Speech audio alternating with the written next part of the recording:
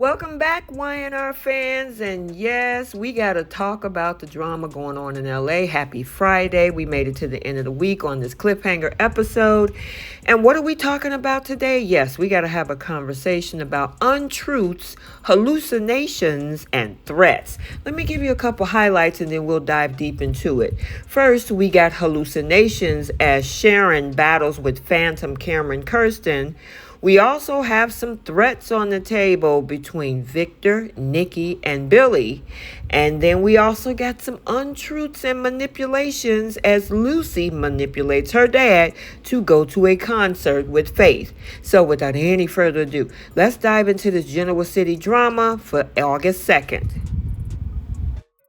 So let's talk about threats first, because we look like we have Victor's Game of Thrones, the corporate edition. So we're over at Society and we see the power couple, Victor and Nikki Newman, indulging in a meal. But let's be real, the only thing truly on their menu was corporate takeover. Victor is determined to get that Chancellor company, and of course he's filling Nikki on the latest developments. Lily's decision to cozy up at Chancellor. Oh, but don't let his cool exterior fool you. Devon's discomfort with this setup might as well be a fly buzzing in Victor's ear, but as the master strategist that he tries to be, he reassured his darling wife their game will soon outweigh any momentary annoyances. He was telling her, don't you worry about it, sweetheart. I got this all under control. Now, Nikki, however, with a flicker of worry in her eyes, she voiced her concerns about the potential fallout. Whatever her husband's response was, yeah, as always, calculated, play, detailed, smooth, but reassuring. But no one plays the game quite like Victor Newman. And you can bet your last dollar that he's not going to let a little thing like ethics get in his way. But wait, what's this? Enter Billy Abbott, who is the eternal thorn in Victor's side, ordering a drink at the bar. Now, as he made his way over, the tension is definitely apparent. Oh, the shade was real, folks. Billy was never one to shy away from a confrontation, started poking at Victor about his plans to swoop in and take control of the company. And just like that, we had a classic Victor-Billy showdown. You think you can just waltz in and sabotage Abbott Chancellor? Victor looked Abbott Chancellor, okay, but his response was nothing short of a verbal takedown. He called the company name a stench of failure. Ouch.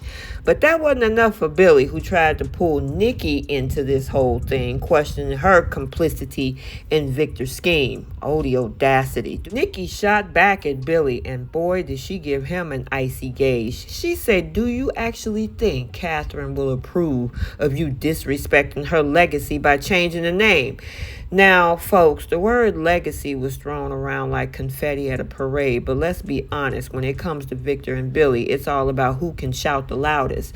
Now, Victor reminded Billy of his own hubris, determined not to let it destroy the legacies of Neil and Catherine. But Billy, bless his stubborn little heart, was convinced that it would be Victor who would end up failing, and it's the legacy of his mom, Jill.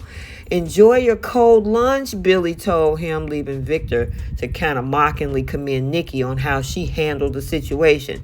And behind those big old smiles, you can almost see the satisfaction of another battle fought, if not entirely won. Now, Billy walked away. Nikki turned her thoughts to the grandkids, though. Johnny and Katie expressing concern about the storm of emotions and corporate games that was stirring up. Victoria had already stepped up to handle the fallout, proving that I guess family ties are always on the top of the mind of the Newmans. As Billy walked away and called Lily, talking about let's get this party started, he arrives over at the office intent on planning a grand lunch party with Lily. Ever the provocateur, Billy's latest scheme seemed less about corporate strategy and more about getting under Victor's skin. Now, Lily, she's trying to be pragmatic about this, question the wisdom of poking the bear. I don't blame her. Now, of course, she couldn't help but wonder if Billy's relentless pursuit of Victor was really just a game of ego and bravado. And she said to him, this is about goading Victor. And of course, she gave him a raised eyebrow. Billy, who was always stubborn, he just shrugged it off, just putting him on notice. He replied with the grin that he had on his face. Billy, Clearly, you're incorrigible, especially being a troublemaker. So Nikki and Victor get back to the office talking about how predictable Billy is. Of course he is, and he's sure this could go fast. Other than his wife and children, these games is what Victor lives for, and he loves sharing this right now with Nikki. They look like a whole power couple right now with their scheming, and he's telling her that it's all falling into place. So over at Chancellor Park, we have Mariah and Tessa, and Tessa looked a little disappointed because she thought this was a little romantic rendezvous. She says, "I'm sorry, bae. It looked like, it's not going to be that right now because of Sharon struggling back to stability." Now, Tessa, being optimistic, suggests that they pay Sharon a visit. That could help bring in baby Aria. However, seeing Aria just reminds Mom of Cassie, and it's a whole situation going on. And Tessa, reminded Mariah of their many conversations about guilt and healing.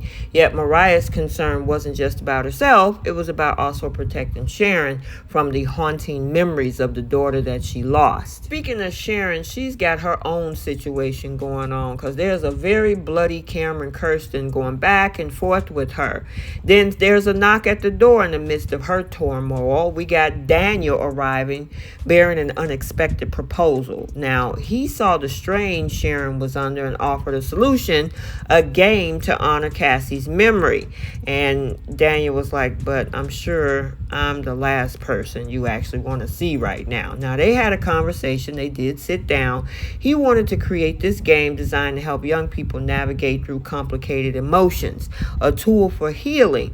In his previous creation, Omega Sphere, it had been about reconnecting him with his daughter. So now he wanted to do something similar for Sharon and Cassie, and it's all about healing, he explained, helping young people deal with all of these feelings. Now, while Sharon appreciated the gesture, she pretty much deferred him to Mariah, who's going to be running things while she took some much needed time away. After Daniel left and she called a retreat, when she turned around, guess who was standing there? Cameron. Still there. She tried to close her eyes. She whispered a silent prayer that he would disappear. When she opened them again, guess who was still there? Cameron. And he was like, "Look, you can run, but you can't hide from me because I'm in your head." Cameron insisted that he'll always be there no matter how far Sharon tried to run. And with a final haunting kiss on her cheek, he vanished as another knock sounded at the door, leaving Sharon to confront her fears once again. So now we talk about untruths because we're over at Crimson Lights, and Lucy and Faith were having a little tete-a-tete of their own. Lucy was probing Faith about a pool party that wasn't quite the rager one might expect it. Now, Faith, feeling a bit guilty, apologized for uninviting Lucy, but Lucy, trying to be a friend, brushed it off and invited Faith to a concert instead. Faith, initially hesitant, agreed to eventually go, deciding to postpone her plans with Sharon. Now, it seemed a little rebellion was in the air as Faith chose fun over familiar obligations. Daniel, however, was completely in the dark. He heard about the plans despite Lucy's attempts to cover her track, but realized the truth. "You supposed to be with kids your own age, and Daniel, I agree with you." Now, Lucy, clearly torn between parental concerns and letting her spread her wings, she had a problem with that. There was this whole thing about her telling Faith that her dad wasn't going to even be there to make it, and he's like, "Wait, what? I didn't get that cancellation memo, but she canceled on you even though you didn't know." She decided to give Faith that wristband.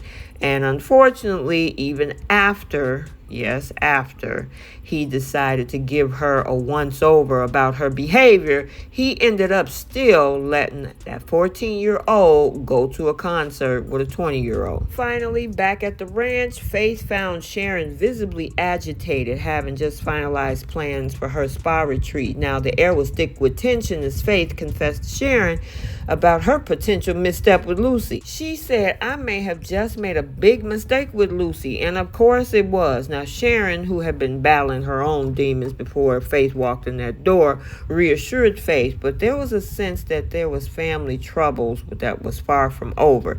Sharon was seeking solace in the desert, and that Cameron was still hanging around in the background of her mind. But it's going to be interesting to see, based on what we saw with next week's spoilers, about this situation going on with Faith and Lucy.